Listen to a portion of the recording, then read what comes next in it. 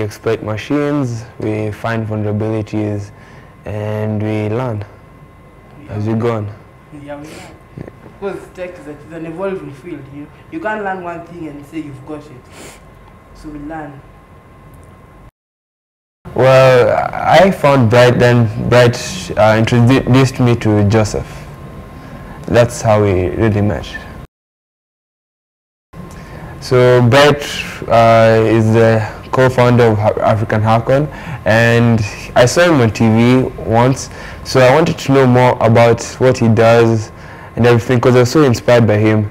So once I met him, I was so happy and joyed, because this had opened a new window to me.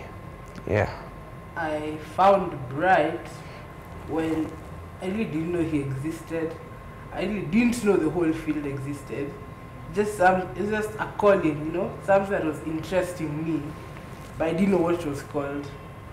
So I used to do a lot of tech stuff, but the kind of protection on the side, how people get in, stay out, all that fascinated me. So I was doing that without knowing what it's called. So I one day presented at a conference and I met Bright. Cybersecurity is a very enjoyable field where you get to break systems, see the back end of the system, other than what the usual customer sees, which is the front end. According to me, cybersecurity is security of the cyber world. Most of us live in the actual world where security is physical, more so, but we all put a lot of trust on the cyber world. We send our messages through the cyber world. We order things online through the cyber world. So security of the cyber world is what fascinates me. Back there, I really didn't think much. I really wanted to just play games. So I really got curious on how people would make these amazing things called games. So I really wanted to know how to make them, so I started developing. Then I got into software. I also got curious about how software is made. So I started developing software. Then I kind of saw something about cybersecurity, which then got driven by cybersecurity. Now here.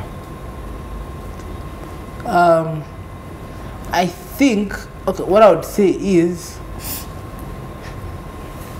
as I said, I really didn't know what it was, but there was just something, because it's security. What happened is, I used to think what actually goes on, because we all get what we get. When you buy a piece of software, you get that, and all you can use is the front end. So I used to wonder, those people who make it, how do they make it? What do they do?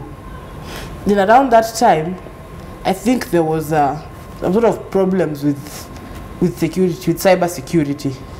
A lot of hackers. So the whole society thought that hackers were evil people. And I think I was also part of that society that believed that hackers are bad people. So I was kind of hesitant, but then I think I read an article and I saw the light. Well, I was kind of like a cheeky child then. So my dad would leave his laptop, so I would go and then use his laptop to play games. Then when he used to come, I used to just go away or hide somewhere. Yeah, and that's how I got influenced with the gadgets. So I'd also say it was the same thing, except mine was legitimate.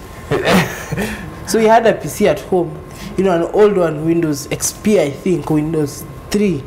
And we had that for a long time. And I was bored, there was nothing to do in the house, so I spent so much time on the PC, learning the things that almost no one knew, all those hidden menus, all those hidden buttons. I think that helped me a lot.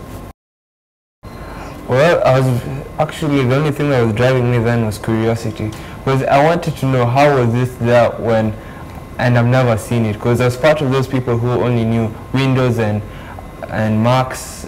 I never knew about Linux. So when I met Linux, it was kind of like something new to exploring, and I was very curious at that time. For me, I didn't even know Mac at that time. I just knew Windows. So when I met Linux, I was like, what is this? Because I'd seen that penguin sign everywhere. Everyone has. All kinds of app developers say it's compatible with the 3. So what did it really mean? So it was curious. It was a new frontier. I think I was extremely excited, and I was helped by my friend Bright, Dr. Bright. Well, it did beat my expectation, and hacking is my favorite hobby, really.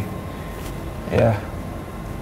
Yeah, it kind of did, but it still has not. I mean, there's so much.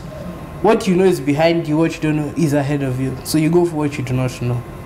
I think there's so much for anyone to learn, and I still want to learn. Yeah, attacker.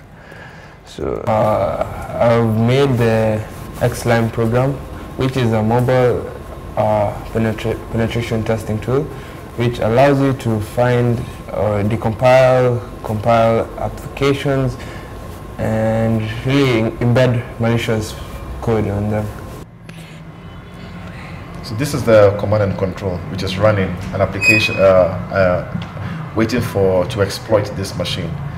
So let's see so that we did. So right now, I will be the victim. I'll open this executable file, thinking it's a very legitimate application. And by opening that, he has access to my laptop. He can do webcam stream. He can do almost anything. I really wanted to make something, and what was on my idea at that time was a mobile application, which is basically going to exploit this machine. So this file which is there, go together, and F5.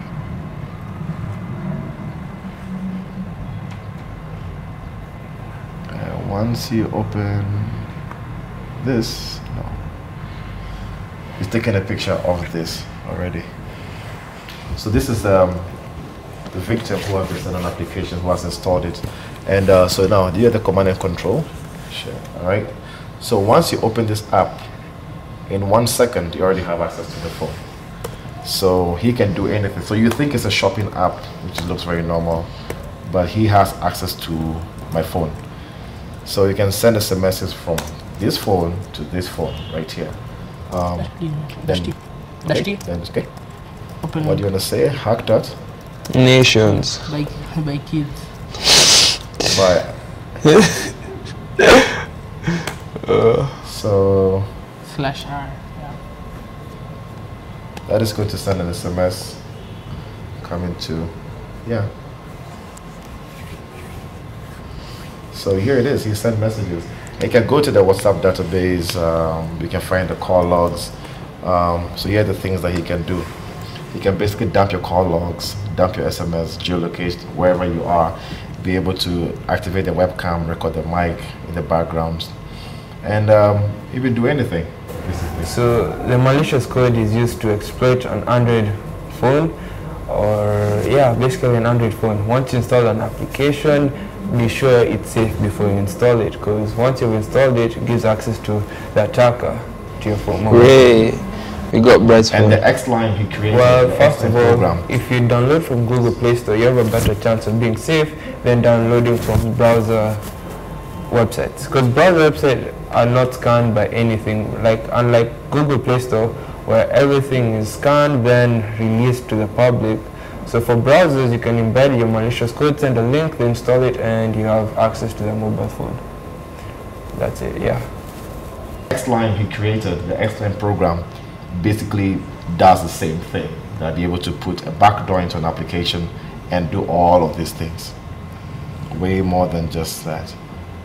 Yeah. So that's basically how you exploit phones.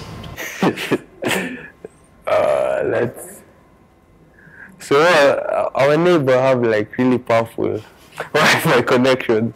So I was asked to get the Wi-Fi password. So I kind of did, because we kind of didn't pay for our internet subscription.